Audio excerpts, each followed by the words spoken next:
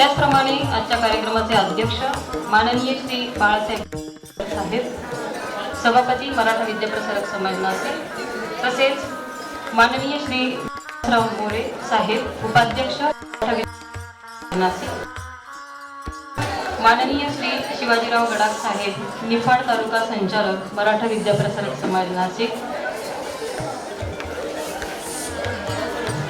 त्याचप्रमाणे माननीय श्री डॉक्टर उत्तमरावजी डेरले साहेब, अध्यक्ष शालेय व्यवस्थापन समिती निफाड महाविद्यालय, सर्व प्रमुख अतिथींच्या हस्ते प्रतिमा पूजन या ठिकाणी संपन्न होत आहे। मी मान्यवरांना पण नमन।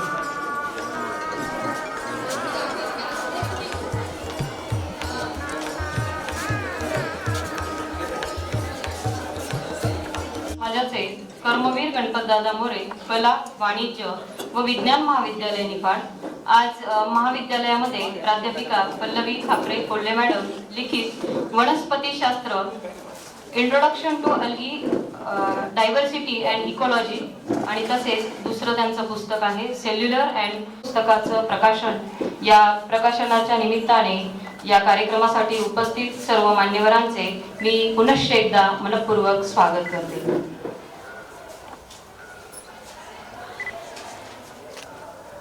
नवी उमेद, नवा विचार, नवी प्रेरणा, नवा उद्देश व्यक्त होतो आम्ही आजच्या प्रास्ताविकेतून।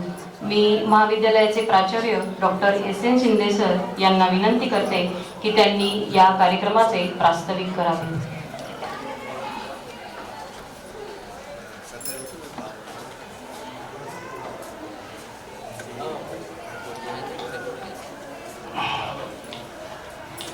नमस्कार।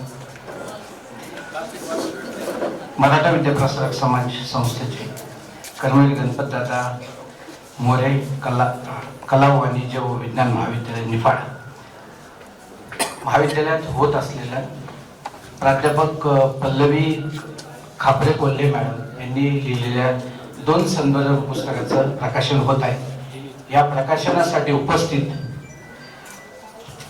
ज्यांच्या शुभ हस्ते होणार आहेत आपले सर्वांचे मार्गदर्शक ॲडव्होकेट नितीनजी ठाकरे साहेब, सरचिटणीस मराठा विद्याप्रसारक समाज नाशिक, कार्यक्रमाचे अध्यक्ष सन्माननीय श्री बाळासाहेब क्षीरसागर साहेब, सभापती मराठा विद्याप्रसारक समाज नाशिक, तसेच या कार्यक्रमासाठी प्रमुख अतिथी लाभलेले संस्थेचे उपाध्यक्ष सन्माननीय विश्वनाथ मोरे साहेब, उपाध्यक्ष मराठा विद्याप्रसारक समाज, तसेच निफाड तालुक्याचे संचालक शिवाप्पा गडाख साहेब आणि आमचे स्कूल कमिटीचे अध्यक्ष डॉक्टर उत्तमराव डेरले साहेब, सर्व सन्माननीय सदस्य आणि आज उपस्थित सर्व पाहुणे मंडळी, सर्वांचं मी महाविद्यालयाच्या वतीने स्वागत करतो। आणि महाविद्यालयात होऊ घातलेले विविध उपक्रम आणि सुरू असलेले अकॅडमिक वर्क याच्यावर मी थोडा आढावा घेतो, कारण सर्व पदाधिकारी एका वेळेला मिळणं थोडं आमच्यासाठी दुग्ध शर्करा योग आहे, म्हणून मी थोडक्यात बोलतो। सर, यावर्षी आपण आविष्कार हा उपक्रम अवलंबला, त्यात 129 एंट्री होत्या, जवळपास 150 विद्यार्थी सहभागी झाले, त्यातले 4 विद्यार्थी झोनल लेवलला झाले। तालुकास्तरीय कबड्डी स्पर्धा आपल्याकडे झाल्या, विभागीय कायाकिंग आणि केनाईन यांचं सायकेरा कॉलेज आणि आपण दोघांनी मिळून स्पर्धा घेतल्या। खेलो इंडियाला आमचे 5 विद्यार्थी गेले।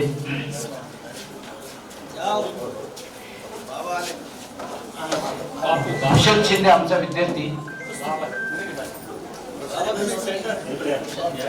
अश्वमेध आणि खेलो इंडियाला ट्रिपल चॅम्पियन।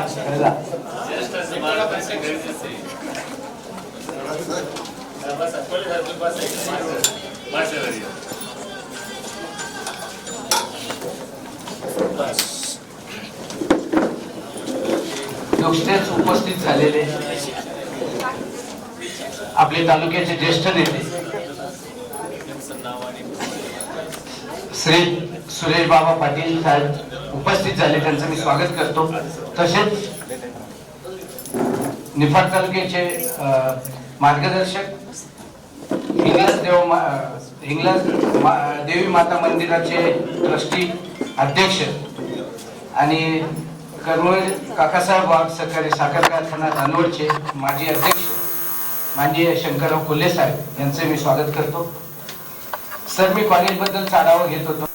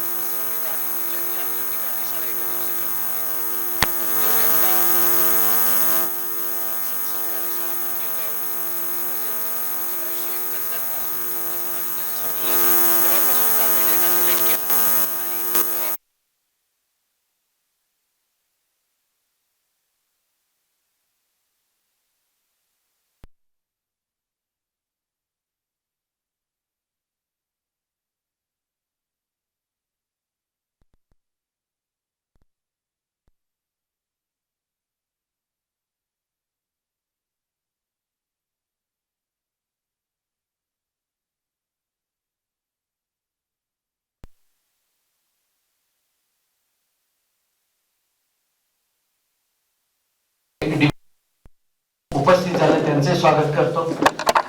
आपले ज्येष्ठ सभासद अशोकराव कुंदे साहेब आले, त्यांचेही मी स्वागत करतो आणि सर्वच मान्यवरांचं स्वागत करतो आणि थांबतो. धन्यवाद.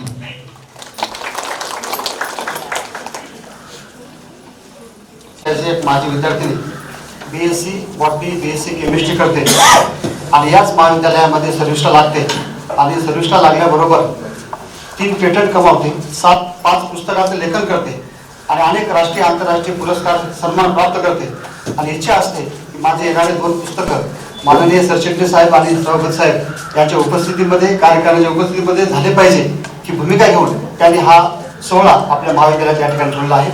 धन्यवाद मॅडम. सर्वप्रथम या कार्यक्रमासाठी ज्यांच्या शुभ हस्ते हा पुस्तक प्रकाशन समारंभ होत आहे असे आपल्या कार्यक्रमाचे त्यांच्या शुभ हस्ते प्रकाशन होणार आहे असे आपल्या संस्थेचे सरचिटणीस तथा यशवंतराव चव्हाण प्रतिष्ठान असेल, महाराष्ट्र साहित्य परिषद असेल या माध्यमातून साहित्य संस्कृती चळवळ याविषयी त्याचा दीर्घकालीन संबंध आला आहे असे सन्माननीय सरचिटणीस साहेब ॲडव्होकेट नितीनजी ठाकरे साहेब यांचा सन्मान स्वागत या ठिकाणी मी आदरणीय सरचिटणीस साहेबांना विनंती करतो की आपण भारतीय जनता पक्षाचे ज्येष्ठ नेते आपले मार्गदर्शक आदरणीय सुरेश भाऊ पाटील यांचा आपण या ठिकाणी स्वागत आणि सत्कार करावा आणि त्यांना आपल्या सर्वांतर्फे उद्याच्या वाढदिवसासाठी हार्दिक हार्दिक शुभेच्छा.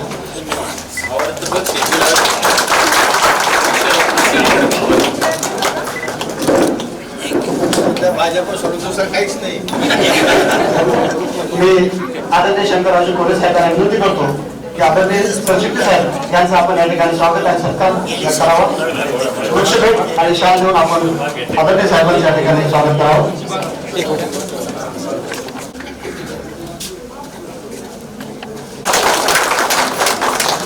कार्यक्रमाचे अध्यक्ष मराठा प्रसार समाज संस्था तसेच अध्यक्ष महाविद्यालय विकास समिती यांचा कालच वाढदिवस साजरा झाला, यांचा स्वागत आणि सत्कार माननीय रमेश राजू कोल्हे साहेब यांनी करावा अशी मी त्यांना विनंती करतो. ॲडव्होकेट शशिकांत खांबळे साहेब यांना विनंती करतो की आपण सन्माननीय बाळासाहेब क्षीरसागर साहेब यांचे या ठिकाणी स्वागत आणि सत्कार करावा.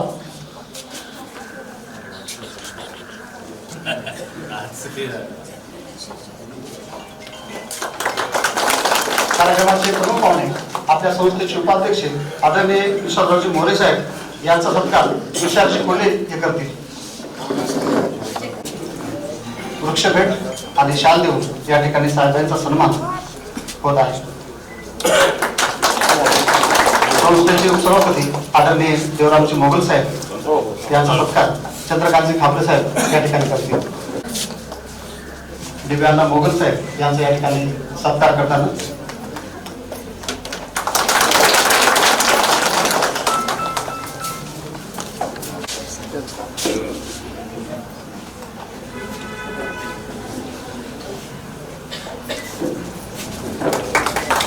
महाविद्यालयाचे सन्माननीय प्राचार्य डॉक्टर एस एम शिंदे साहेब,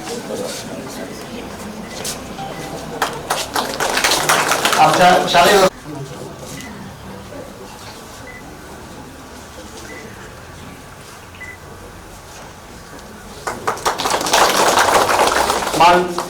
सर या ठिकाणी आहेत. मी प्राचार्य डॉक्टर एस एम शिंदे साहेब विनंती करतो की मॅडमचे संशोधक मार्गदर्शक आदरणीय आंधळे सर यांचे या ठिकाणी आपण स्वागत करावं.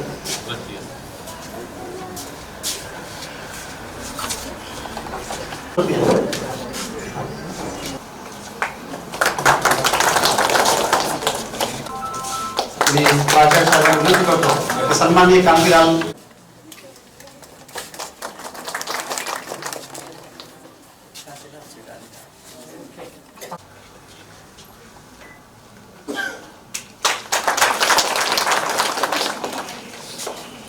धन्यवाद. आपण सोहळ्यासाठी या ठिकाणी थांबलेलो आहोत. ते सोहळा म्हणजे ग्रंथांचे प्रकाशन. पल्लवी चंद्रकांत खापरे मॅडम या वनस्पतीशास्त्र विभागाचे विभाग प्रमुख आहेत. यासोबतच हे काम करताना त्या पर्यावरण चळवळीमध्ये देखील काम करतात.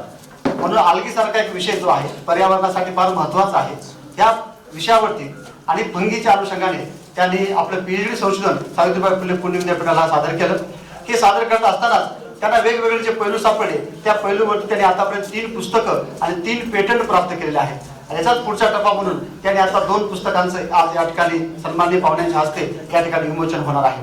खरं तर हा लेखिकेचा प्रवास खरं तर विज्ञान विषय असेल तो सोपा आणि अगदी सुलभपणाने विद्यार्थ्याच्या मनामध्ये रुजवणे हे फार कठीण काम असतं. परंतु शिक्षकाला अवघड विषय सोपा करून सांगण्यातच खऱ्या अर्थानं जी किमया असते त्याचं कौशल्य असतं. आणि मॅडमने ते कौशल्य वर्गातही स्पष्ट केलं. तर त्यासोबतच त्यांनी ते लेखिकेच्या माध्यमातून समाजासमोर आणि वाचकांसमोर त्या ठिकाणी केलं आहे.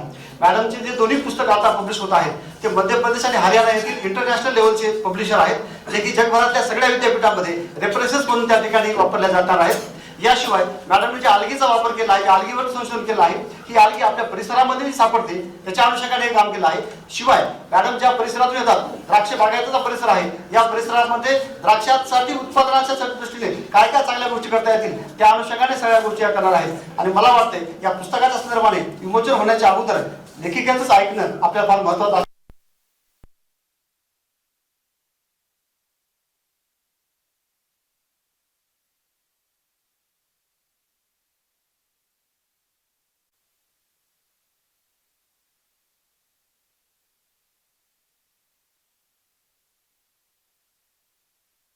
आज खरं तर एका लेखिकेचं मनोगत हे ऐकताना फार वेगळं वाटत होतं.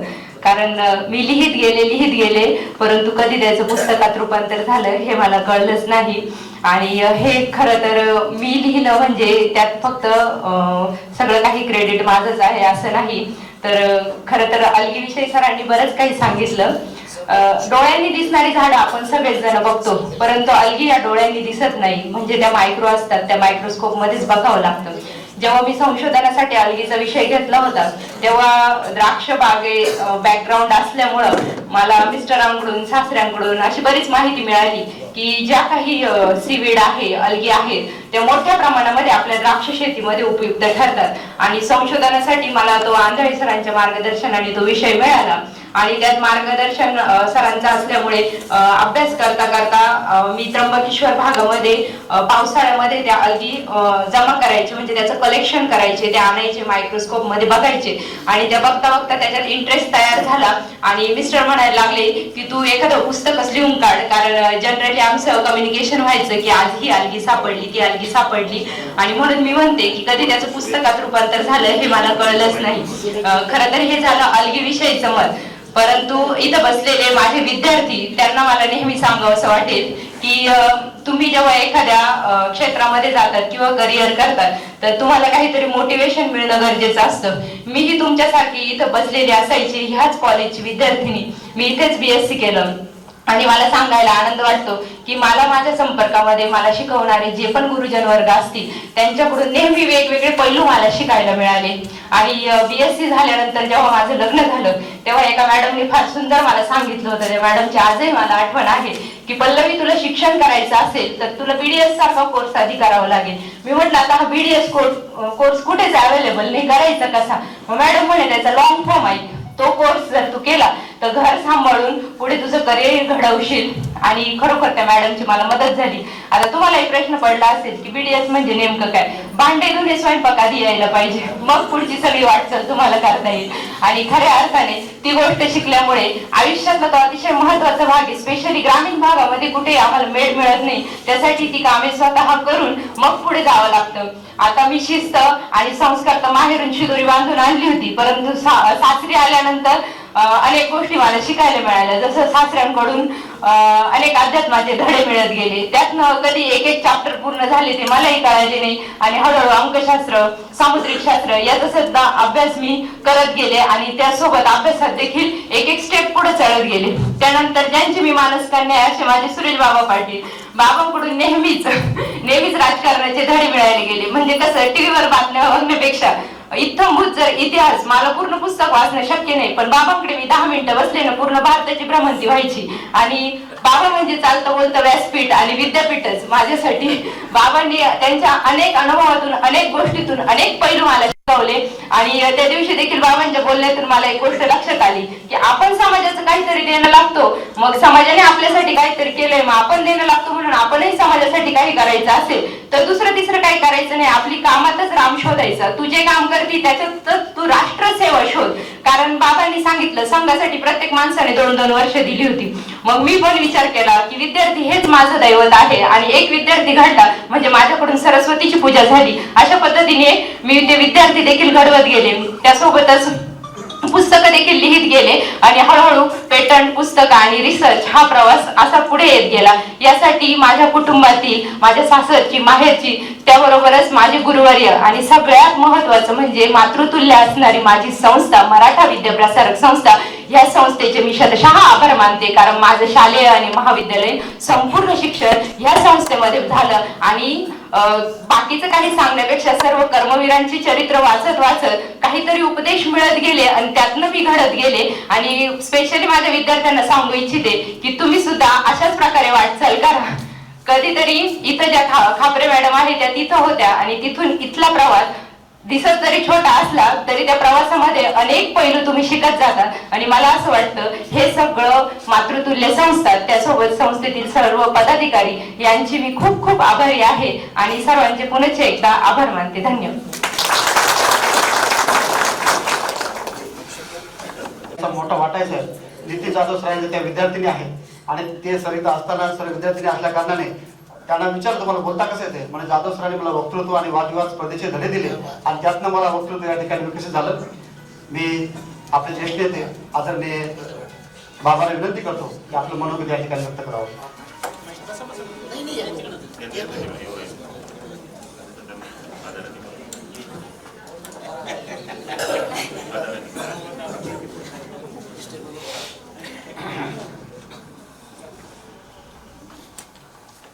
कुमारी म्हणायचं का सौ म्हणायचं, मुलगी म्हणायचं की सून म्हणायचं, बापरेचं क्रेडिट जास्त आहे बोलण्यापेक्षा. असा माझ्या पुढे प्रश्न आहे.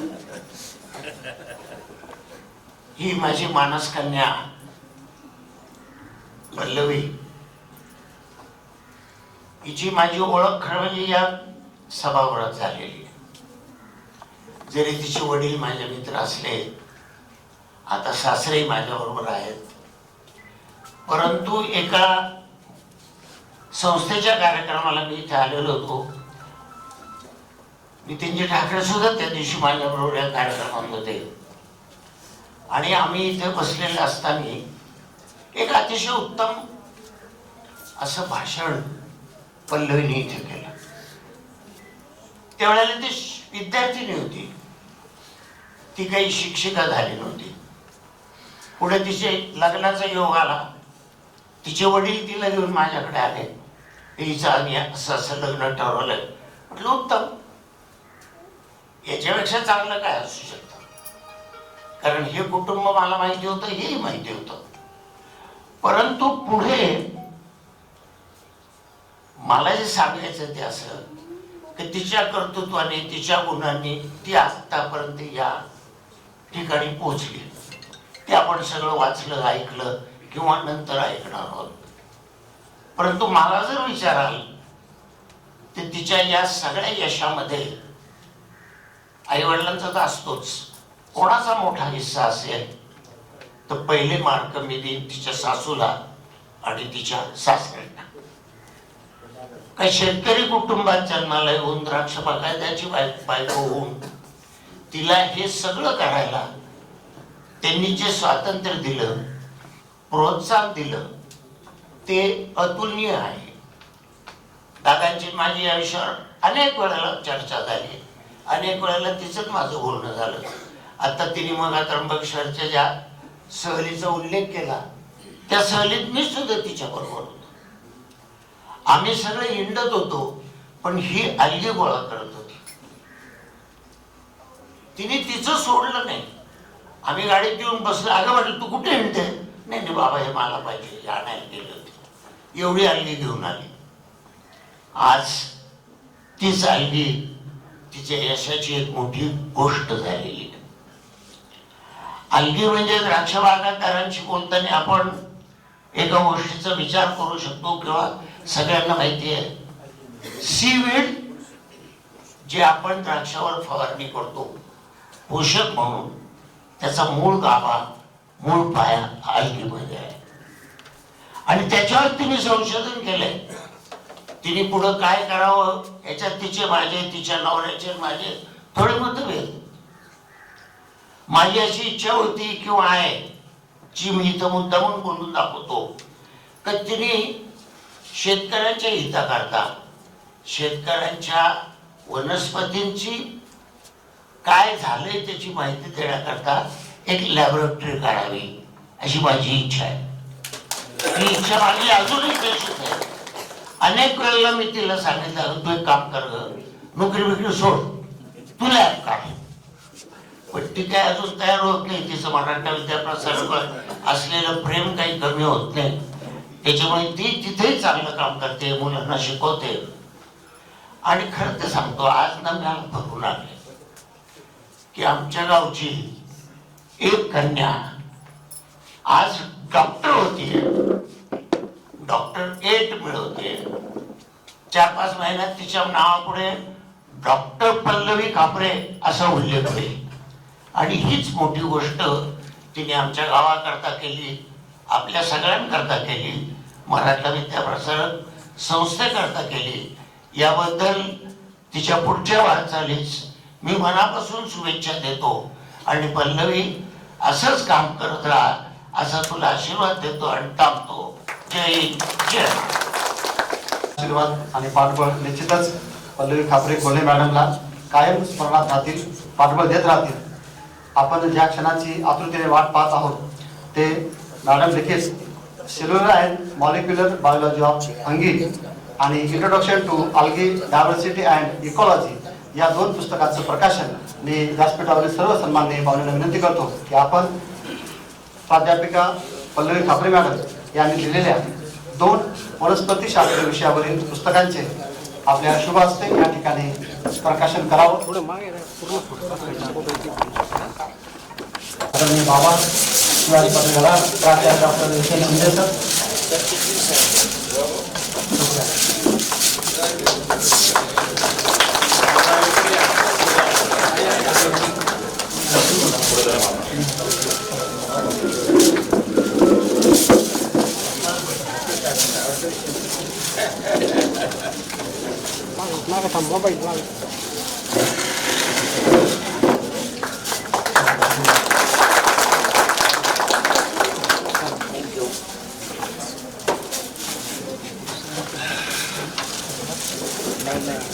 कर्नल गणपतदादा मोरे सभागृह वाणिज्य महाविद्यालय या महाविद्यालयामध्ये आज या ठिकाणी आपल्या कॉलेजच्या प्राध्यापिका पल्लवी चंद्रकांत खापरे कोल्हे यांच्या पुस्तकाचं जगे प्रकाशन या ठिकाणी संपन्न होते, ज्यांच्या शुभ हस्ते हा कार्यक्रम या ठिकाणी संपन्न झाला ते आपल्या संस्थेचे सरचिटणीस ॲडव्होकेट नितीन भाऊ ठाकरे, मंचावर उपस्थित असलेले आमचे ज्येष्ठ मार्गदर्शक खरं खापरे मॅडम किंवा कोल्हे मॅडम यांचा पूर्ण जीवनपट खरं बाबांनी त्यांना माहीत आहे असे सुरेश बाबा पाटील, मंचावर उपस्थित असलेले संस्थेचे उपाध्यक्ष विश्वासरावजी मोरे, उपसभापती दिव्यांना मोगल, आमचे संस्थे संचालक शिवाप्पा गडार, आमचे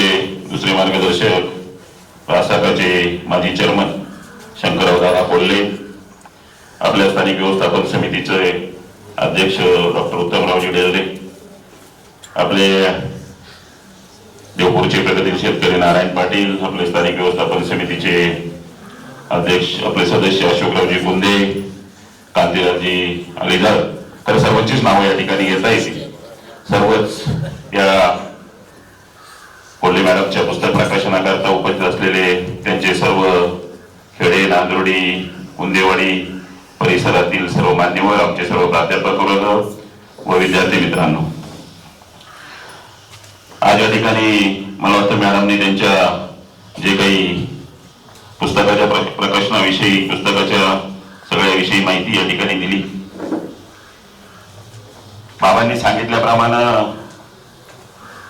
ही खापरे परिवाराची कन्या, मला वाटतं तिथेही द्राक्ष शेती असेल, पण कोल्हे परिवारामध्ये गेल्यानंतर निश्चित द्राक्षाशी जवळून संबंध आला आणि आमच्या द्राक्ष उत्पादक शेतकऱ्यांच्या दृष्टीने काहीतरी संशोधन या ठिकाणी झालं पाहिजे, ज्याला उपयोग या संशोधनाचा होईल हा विचार एकदा कदाचित त्यांनी केला असेल. पण बाबांनी अगोदर सांगितलं का लग्न व्हायच्या अगोदरच त्या विषयाच्या त्र्यंबकला गेल्यानंतर जे अलगीचा शोध त्या ठिकाणी त्या करत होत्या. आज आपण शिवीड द्राक्ष उत्पादकांना समजणारा महत्वाचा शपथ बाबांनी सांगितल्याप्रमाणे, आणि शिवीडचा द्राक्ष असेल किंवा कोणत्याही शेती व्यवसायामध्ये जो महत्वाचा उपयोग या ठिकाणी होतोय, आज आपण थोडं रासायनिक मुक्त शेती या दृष्टीने आपण बघतोय, ते रासायनिक अंश कमी करण्याकरता त्या ठिकाणी सुद्धा शिवीडचा उपयोग या ठिकाणी आता योग्य पद्धतीने या ठिकाणी करण्याची सुरुवात शास्त्रज्ञांनी या ठिकाणी केली.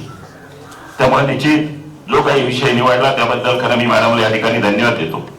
आणि प्राध्यापक म्हणून संस्थेमध्ये काम करीत असताना शेवटी प्रत्येक प्राध्यापकानं आपलं संशोधनाचं काम या ठिकाणी चालू ठेवलं पाहिजे, पेटंट आपल्याला या ठिकाणी मिळवले पाहिजे, पीएचडी या ठिकाणी करणं गरजेचं असतं आणि पुस्तकाचं लिखाणही करणं गरजेचं असतं.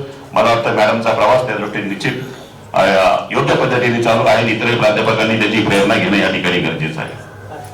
शेवटी तुम्हाला या क्षेत्रामध्ये काम करीत असताना आपण प्राध्यापक झालो म्हणून आपल्याला नवीन शिकण्याची जी सवय असायला पाहिजे किंवा नवीन काय येतंय ते आकलन करण्याची आपल्यामध्ये शक्ती असली पाहिजे किंवा ती प्रामाणिक भावना असली पाहिजे. त्या दृष्टीने खरं प्रत्येक प्राध्यापकांनी काम करायचं असताना मला वाटतं तेच काम आपण या ठिकाणी करतोय. संस्था म्हणूनही आपण या ठिकाणी खरं ठाकरे साहेब आता यानंतर बोलणार, मी जास्त बोलणार नाही, कारण 4 वाजता परत जिल्हा परिषदला एक मिटिंग आहे, त्यामुळं त्यांचंही मार्गदर्शन आपल्याला ऐकायचं आहे. परंतु या संस्थेमध्ये निश्चित विद्यार्थ्यांना किंवा त्यांचं व्यक्तिमत्व घडवणं, त्यांना गुणवत्तापूर्ण शिक्षण देणं, सगळ्या याच्यामध्ये सहभागी विद्यार्थ्यांना विकास करणं यामध्ये या प्राध्यापकांचा, शौकांचा मोठा वाटा आहे. आणि निश्चित त्याकरता ते काही नवीन येत असतील ते आकलन करण्याचा प्रयत्न ही आमची सर्व प्राध्यापक मंडळी या ठिकाणी करत असतील आणि त्यामुळेच या संस्थेमध्ये जो नावलौकिक आहे तो टिकवण्याचं, वाढवण्याचं काम आपलं या ठिकाणी करत असतो. खरं त्या दृष्टीने भविष्यात सुद्धा असंच काम आपण या ठिकाणी केलं पाहिजे. आज बाबांनी सांगितलं दादा या ठिकाणी नुसतं त्यांनी पुस्तकं लिहून थांबणार नाही, त्या जे काही शिविर असेल त्याच्यामधलं संशोधन असेल त्याकरता लॅबोरेटरीची सुद्धा त्यांना आता माहेरचं काम संपलंय, सासरची जबाबदारी ती आहे. त्यामुळं तुमची जबाबदारी या ठिकाणी निश्चित वाढली की त्यांना जर पुढे काही त्या दृष्टीने जर तुम्ही त्यांच्या पाठीमागे उभे राहिला तर आपल्या परिसरातील, तालुक्यातील, जिल्ह्यातील शेतकऱ्यांकरता सुद्धा त्या काहीतरी या संशोधनातून पुढे आणतील, पुढे करतील. त्यामुळे निश्चित आपणही त्या दृष्टीने त्यांना एक पाठिंबा, आधार निश्चित आपण द्यावं, त्यांना प्रोत्साहन द्यावं ही अपेक्षा व्यक्त करतो. आज आपण जे काही पुस्तकाचं प्रकाशन केलं त्याबद्दल आपले अभिनंदन करतो, आपल्याला शुभेच्छा देतो आणि माझे मनोगत थांबवतो. धन्यवाद. जय जय महाराज.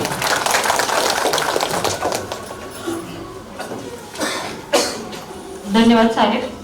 अजून एक आनंदाची बातमी म्हणजे सकाळ सत्र प्रमुख प्राध्यापक डॉक्टर डी.टी. ढगे सर यांना सावित्रीबाई फुले पुणे विद्यापीठ PhD गाईडशिप पण त्यांना प्राप्त झालेली आहे. या ठिकाणी सरांचा सन्मान संपन्न होत आहे. मी सरचिटणीस साहेबांना विनंती करते की त्यांनी ढगे सरांचा सत्कार करावा.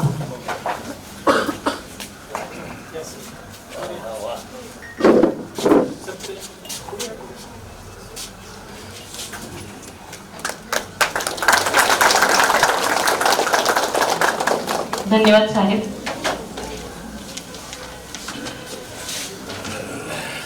तुमच्या अनुभवाचे बोल देतील नवी दिशा, तुमच्या विचारांनी उजळेल ही आशा. यानंतर मी सरचिटणीस साहेबांना विनंती करते की त्यांनी आपले मनोगत व्यक्त करावे. मराठा विद्याप्रसारक समाजाच्या कर्मवीर गणपतदादा मोरे कला, वाणिज्य आणि विज्ञान महाविद्यालयाच्या प्राध्यापिका पल्लवी चंद्रकांत खापरे कोल्हे लिखित 2 पुस्तकांचं प्रकाशन आपण या ठिकाणी संपन्न केले. या कार्यक्रमाला उपस्थित असणारे आमचे मार्गदर्शक सुरेश बाबा पाटील, या ठिकाणी यांच्या अध्यक्षतेखाली हा कार्यक्रम होतोय ते बाळासाहेब आप्पा क्षीरसागर, विश्वासरावजी मोरे, दिव्यांना मोगल, शिवाजी गडा, या ठिकाणी आमचे सहकारी शंकररावजी कोल्हे, आमचे दुसरे मित्र डॉक्टर उत्तमराव देरले, या ठिकाणी अशोकजी कुंदे, नारायण पाटील, मॅडमचे गाईड डॉक्टर आगळे, शांतीलाल शेठ, प्राचार्य शिंदे सर, सर्वच सभागृहामध्ये उपस्थित असणारे बंधू भगिनी, प्राध्यापक, विद्यार्थी मित्रांनो, खऱ्या अर्थाने मी मॅडमचं मनापासून अभिनंदन करतो की त्यांनी 2 पुस्तकं या ठिकाणी लिहिली आणि दोन्ही पुस्तकांमध्ये जो विषय आहे तो आपल्या सगळ्या शेतकरी वर्गाशी संबंधित असा विषय आहे की ज्या माध्यमातून खऱ्या अर्थाने या संशोधनाला जनतेसाठीचं संशोधन असं म्हणता येईल. बऱ्याच वेळा अनेक शोध लावले जातात किंवा अनेक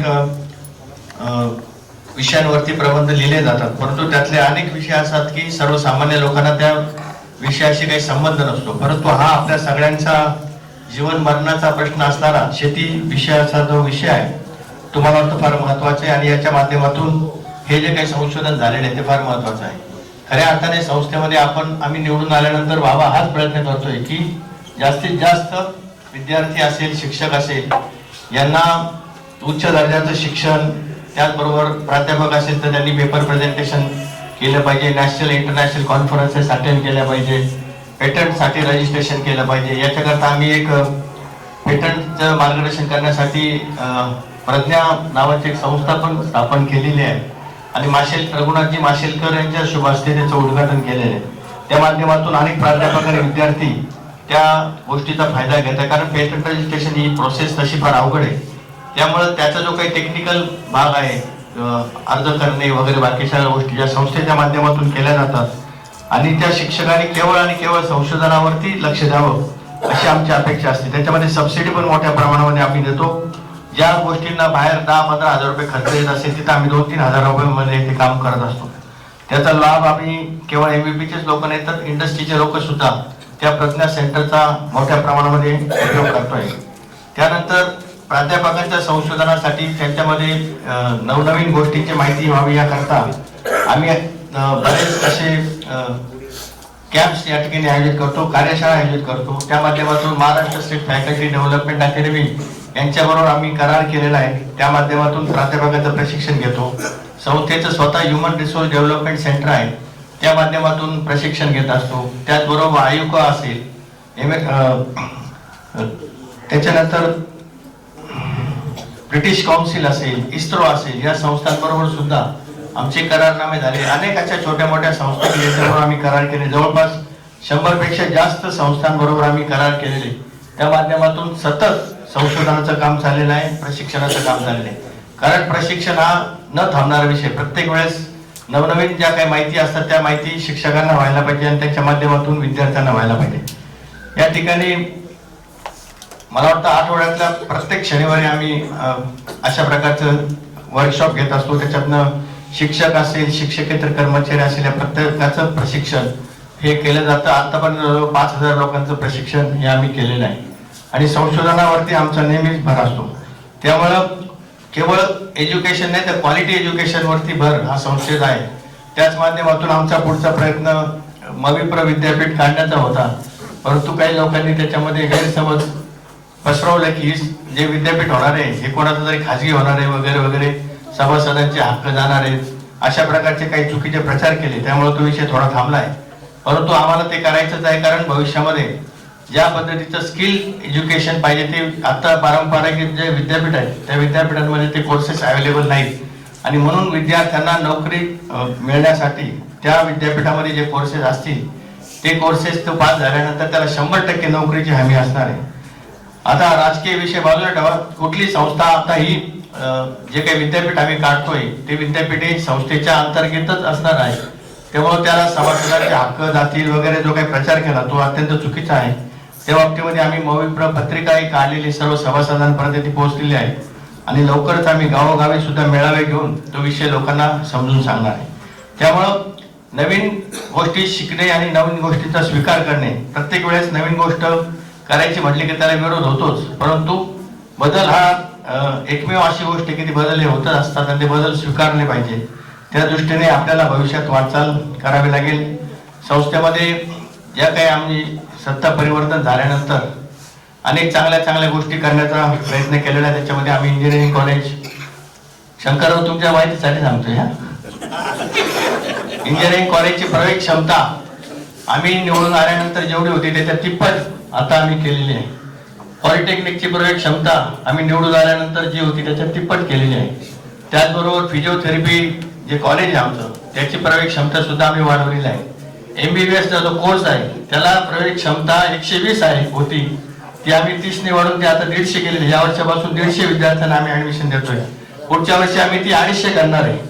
त्याचबरोबर आणखीन अनेक असे वेगवेगळे कोर्सेस आहे, BCA, BBA असे सगळे ग्रामीण भागामध्ये याचे कोर्सेस सुरू केलेले आहे. नवनवीन गोष्टी सुरू केलेल्या आहे.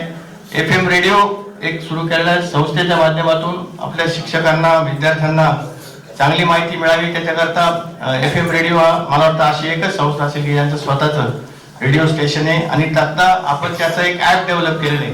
त्याच्यामुळं त्या रेडिओ केंद्राची जरी क्षमता 20 किलोमीटर पर्यंतच असेल, परंतु तो ऍप जर आपण डाउनलोड केला तर जगामध्ये कुठेही तुम्ही तो रेडिओ ऐकू शकतात.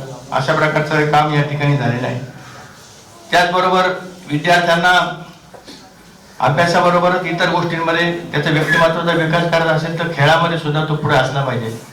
आता नुकतीच परवा आम्ही कर्मवीर चषक कबड्डी स्पर्धा हा नावाने सुरू केलेला उपक्रम आहे. त्याच्यामध्ये जवळजवळ 5-6 हजार विद्यार्थ्यांनी भाग घेतला आणि 2 संघ त्या ठिकाणी विजयी झालेले. महिलांमध्ये मुलींचा जो संघ होता 17 वर्षाच्या आतील मुलं आणि मुली अशा त्या स्पर्धा होत्या.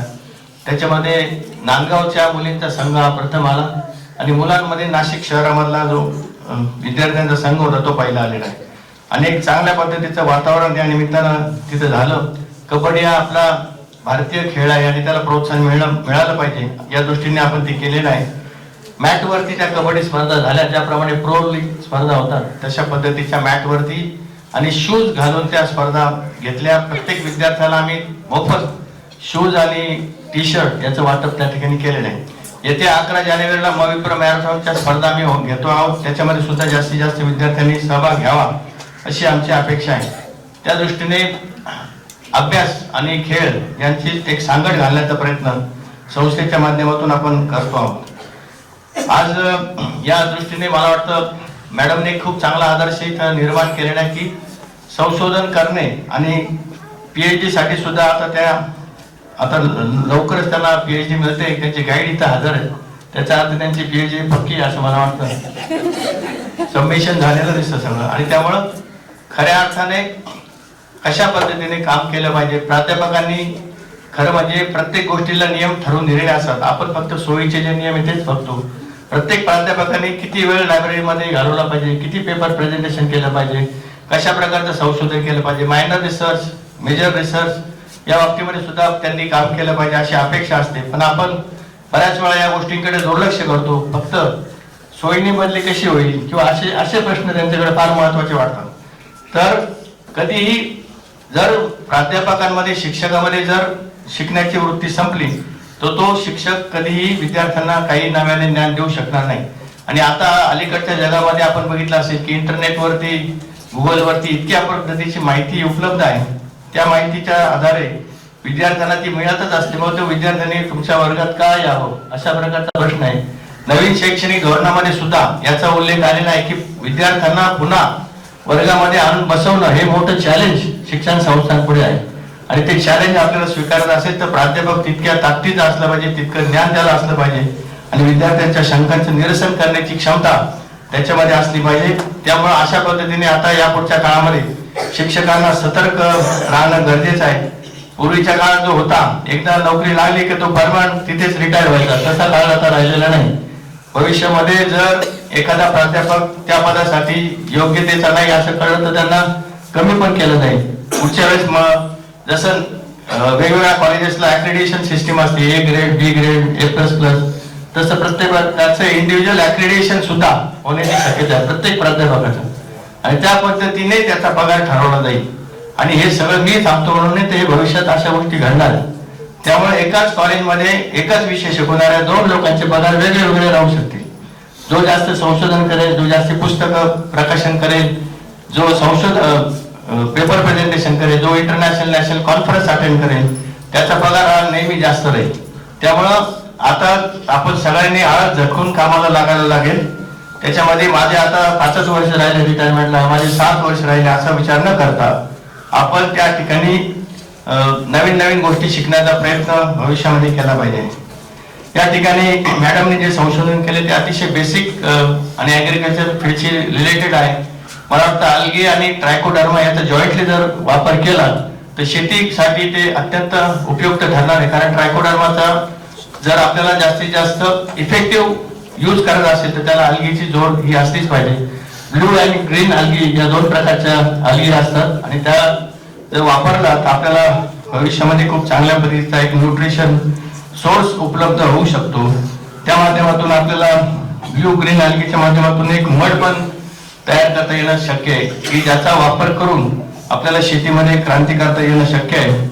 आणि अल्गीचे एक्स्ट्रॅक्ट सुद्धा आपल्याला तयार करून ते वेगवेगळ्या औषधांच्या मध्ये वापरता येणं शक्य आहे. कारण आज आपण बघतो की शेतीचा जो काही ऱ्हास होत चाललेला आहे याचं कारण म्हणजे आपण जे काही मोठ्या प्रमाणामध्ये केमिकल्स वापरतो जे हानिकारक आहे, ज्याच्यामुळे कॅन्सरची वाढ होतेच आहे, परंतु जमिनीचं पोल्युशन वाढतंय, पाण्याचं पोल्युशन वाढतंय. त्याच्यामुळे भविष्यामध्ये ऑर्गॅनिक फार्मिंग आपल्याला करावं लागेल आणि ऑर्गॅनिक फार्मिंग करता या अल्गीचा मोठ्या प्रमाणामध्ये वापर करावा लागेल.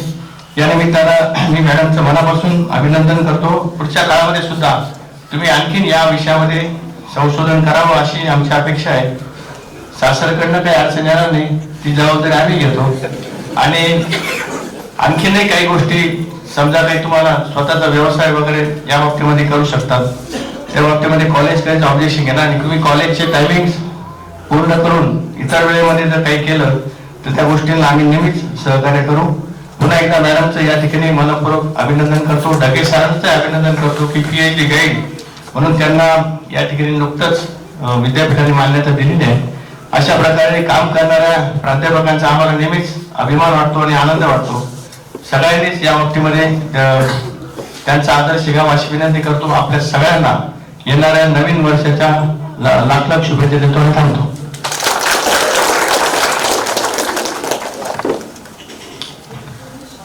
धन्यवाद साहेब.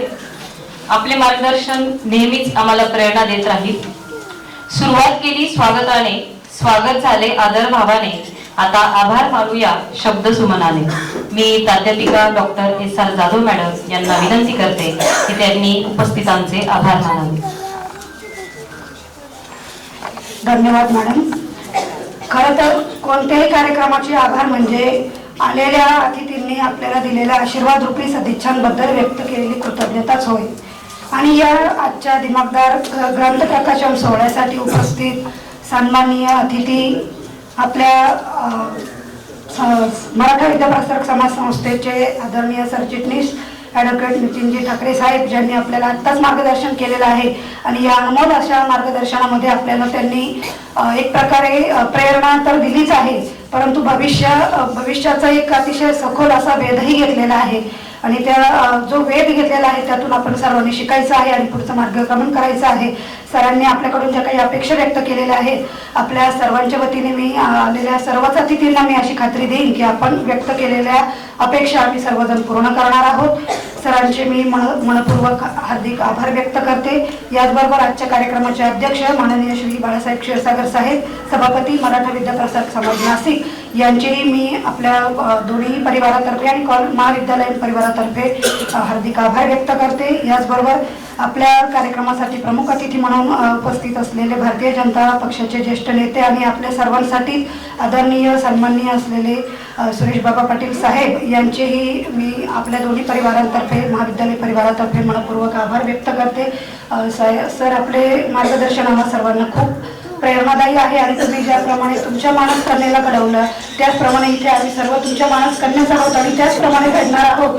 त्यामुळे तुमच्या सर्वांचे मी मनपूर्वक आभार व्यक्त करते. त्याचबरोबर माननीय श्री विश्वासराव मोरे साहेब, उपाध्यक्ष मराठा विद्याप्रसारक समाज नाशिक, माननीय श्री देवरामजी मोगल साहेब, उपसभापती मराठा विद्याप्रसारक समाज नाशिक, माननीय श्री शिवाजीराव गडाख साहेब, निफाड तालुका संचालक मराठा विद्याप्रसारक समाज नाशिक, त्याचबरोबर आपल्या शालेय व्यवस्थापन समितीचे अध्यक्ष माननीय श्री उत्तमरावजी डेरले साहेब, त्याचबरोबर खापरे मॅडम यांचे गुरु संशोधन मार्गदर्शक प्राध्यापक डॉक्टर शिवाजी आंधळे सर, कुंडे साहेब, नारायण पाटील साहेब आणि त्यांचे सर्व नातेवाईक, हितचिंतक या सर्वांचे मी मनपूर्वक आभार व्यक्त करते.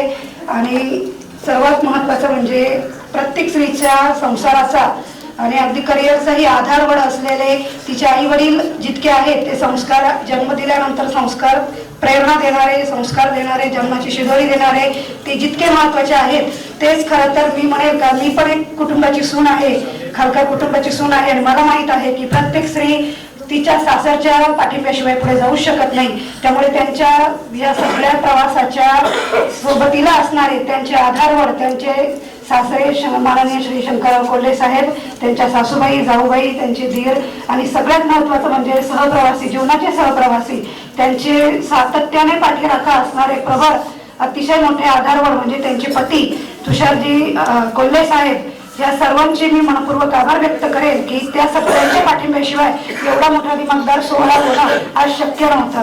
या सर्वांचे मी मनपूर्वक आभार व्यक्त करेन. आणि सगळ्यात महत्त्वाचं म्हणजे आम्हाला घरून कितीही परवानगी मिळाली पण इथे येऊनही तितकं मोठं पाठबळ ज्यांच्या परवानगीशिवाय आम्ही हे सगळं करू शकत नाही आणि पदोपदी पावलोपावली जी प्रेरणा मिळते त्या आमच्या महाविद्यालय परिवाराचे कॅप्टन म्हणेन मी, आम्हाला सर्वांना अतिशय चांगलं मार्गदर्शन करणारे आणि आमच्या प्रत्येक चांगल्या गोष्टीला येस म्हणणारे, तुम्ही करा मॅडम, मी पाठीशी आहे, मी सगळं करायला तयार आहे, तुम्ही फक्त करत राहा, लढत राहा, चांगल्या चांगल्या योजना आमच्यासाठी आणणारे, राबवणारे आणि आमच्या प्रत्येक गोष्टीला पाठिंबा देणारे आमचे आदरणीय महाविद्यालयाचे सन्माननीय प्राचार्य डॉक्टर S.N. शिंदे सर, या सर्वांचे मी मनपूर्वक आभार व्यक्त करेन. त्याचबरोबर इथे उपस्थित आजच्या कार्यक्रमाला सदिच्छा देण्यासाठी उपस्थित असलेले खापरे मॅडम यांचे नातेवाईक, हितचिंतक, मित्रपरिवार, महाविद्यालयातील सर्व विभाग प्रमुख, विद्यार्थी, माझे सर्व सहकारी बंधू भगिनी या सर्वांची मी आपल्या कोल्हे परिवार, खापरे परिवार या सर्वांच्या वतीने मी सर्वांचे मनपूर्वक आभार व्यक्त करते आणि आपल्या कार्यक्रमांच्या अध्यक्षांच्या परवानगीने आजचा कार्यक्रम संपन्न झाला असं जाहीर करते. धन्यवाद.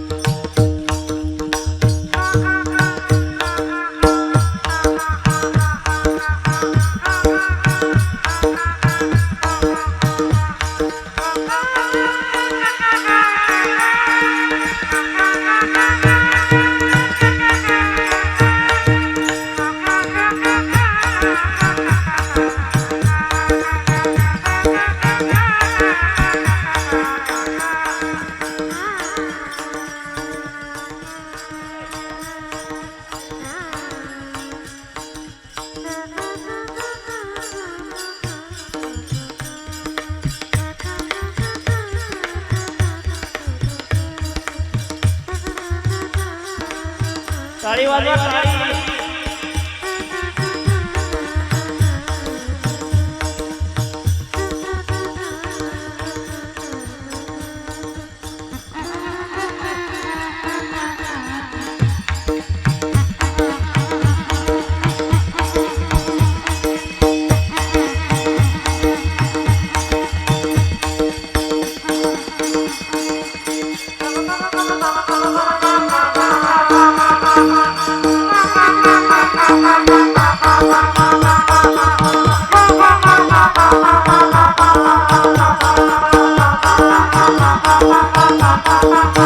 Thank you.